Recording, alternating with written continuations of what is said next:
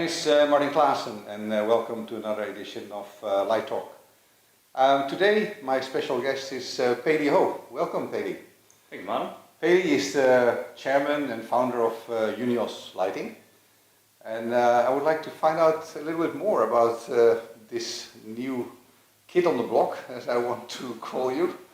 I don't often talk to lighting manufacturers because we're obviously an independent lighting designer, but I think in this case it's an interesting situation because you came into the market not that long ago and you really have built up a very big reputation. So welcome, Paley. Tell us a bit about Paley Ho. Who is Paley Ho? What does he do?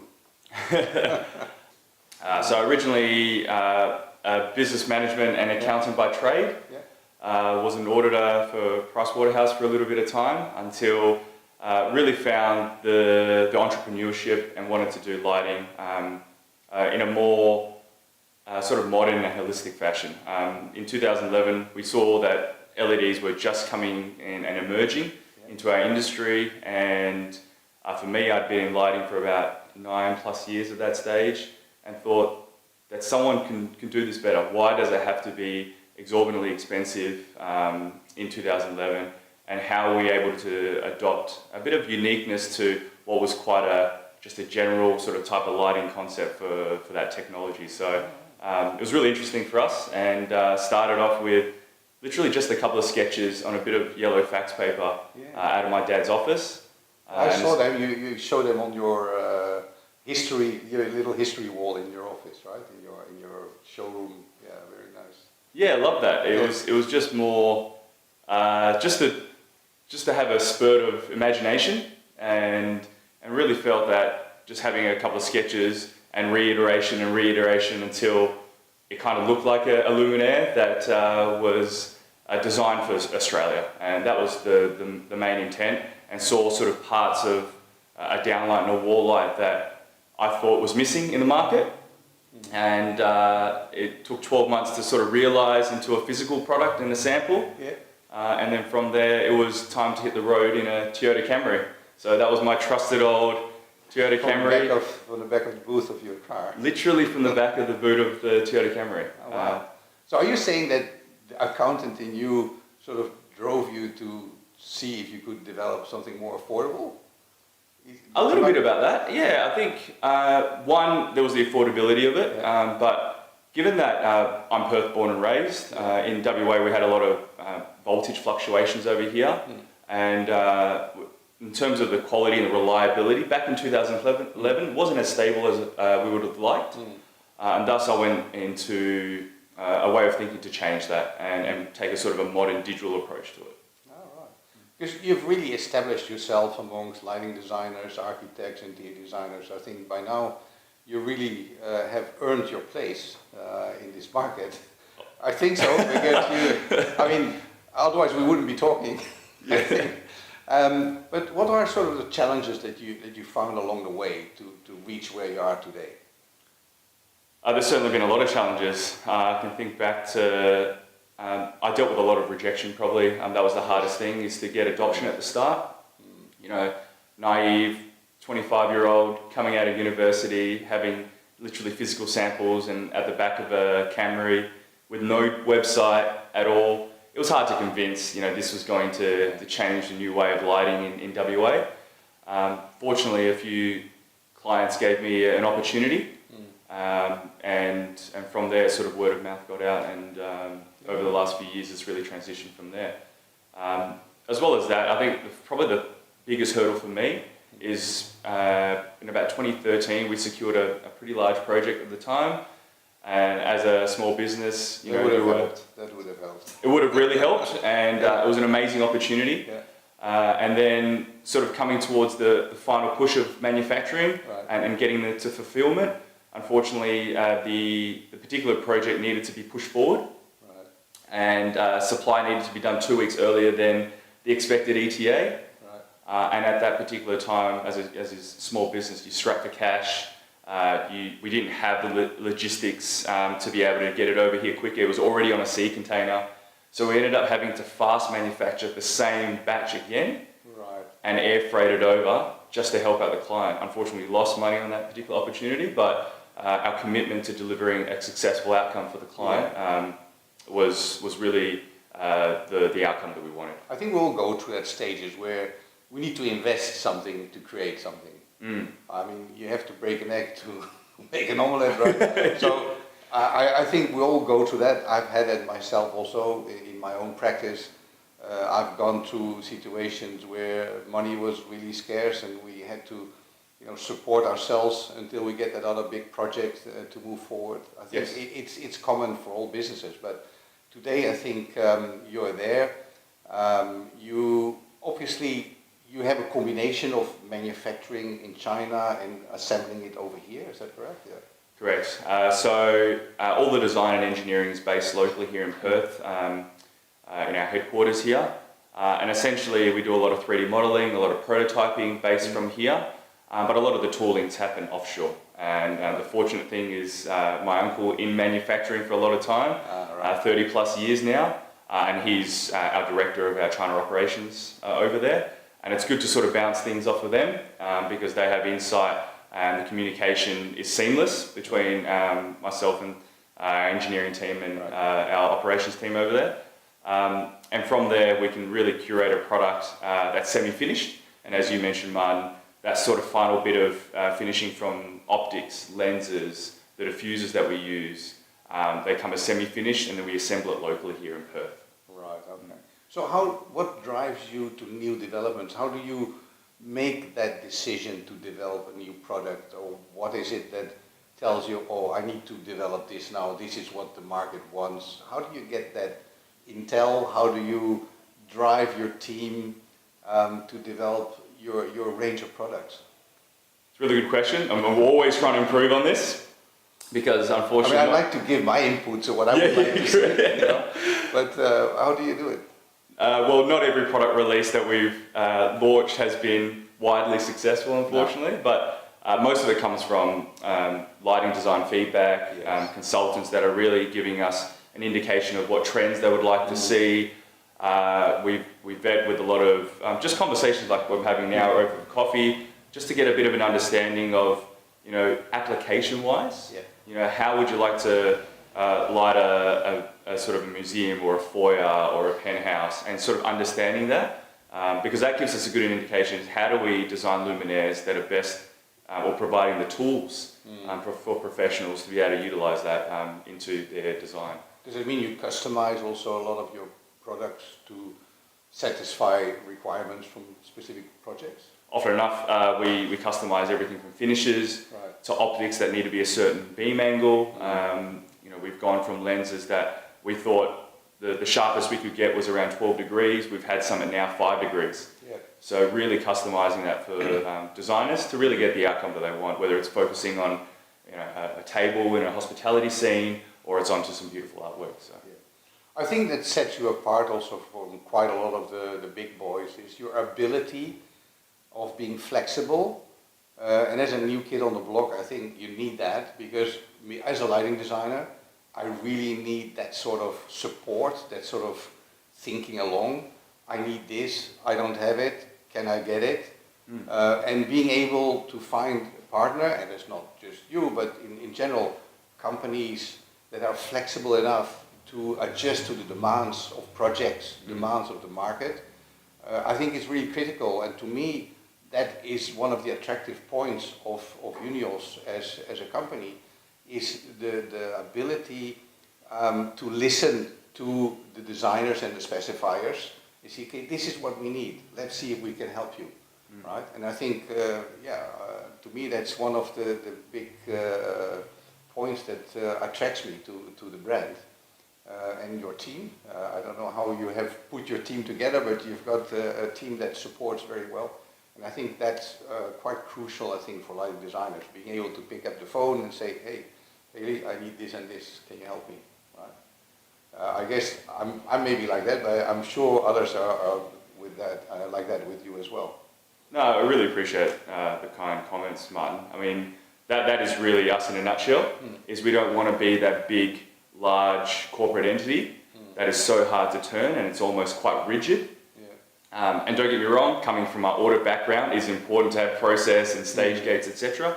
But we feel that I guess given sort of our young, driven team and our culture, we're very much an agile sort of functioning company, and we need to be flexible and being able to pivot where trends are noticeable and traditionalist thinking might not be the path for us to sort of transcend out for Unios anyway. Sure. So that's our mentality. Have you had any run-ins with the big boys, like the established lighting manufacturers? Are they looking at you like, what's this kid doing here? We get comments every now and then, but for us, we practice the infinite game, and it's someone that I hold high regard for, which is Simon Sinek, and talks about really for us it's about internal improvement before we worry about I guess the outside noise. We've got to be aware of it, but ultimately we're trying to play a game within ourselves to try to self-improve our product, and Way to go. instead of going, oh, I need to beat X competition or I need to beat Y competition, that for us is not our mindset. It is about, all right, well, how do we get the best outcome for Martin, right, in his application? How do we improve the efficiency of this product? How do we build a digital tool that really provides a convenience or saves time for you from a documentation point of view?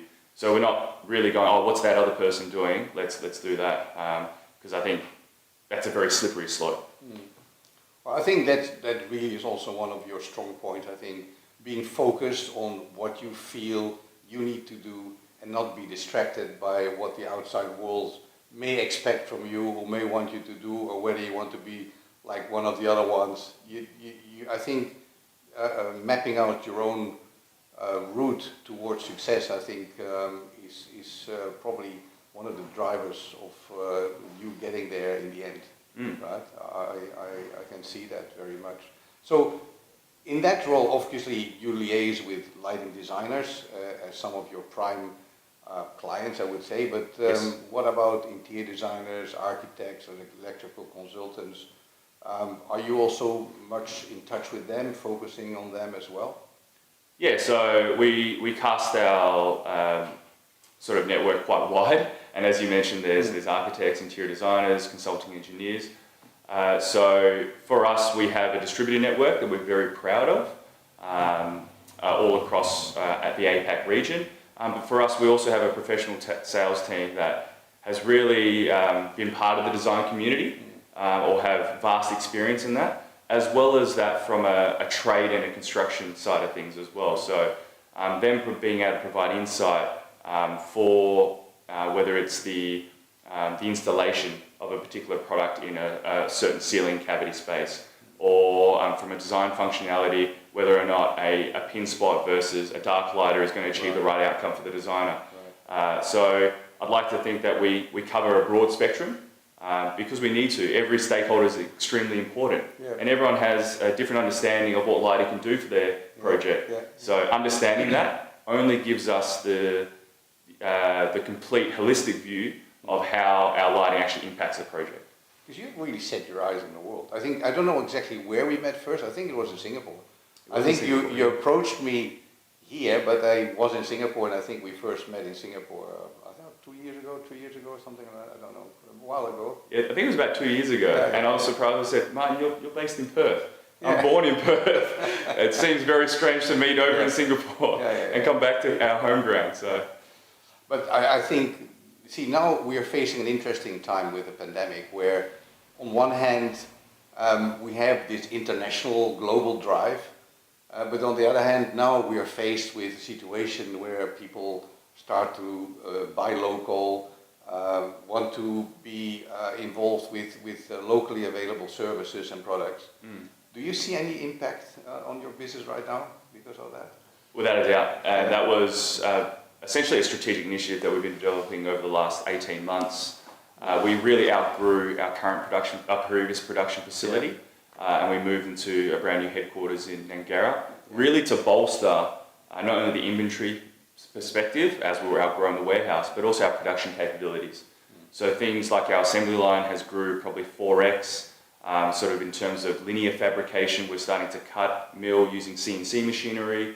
We're starting to have customizable linear strips all the way throughout a project, and we'll be able to sort of custom detail it with tails, plugs, type labels all ready to go. So it's literally plug and play and seamless to a much larger assembly infrastructure. So we're really bolstering local fabrication and local assembly, and I'm really proud of that because that workforce in our production team has grew vastly as well, which is really good for WA. Yeah. So obviously I'm stuck here because of the pandemic. So well, not really stuck, but travel is really difficult. So we find ourselves doing virtual site reviews and things like that.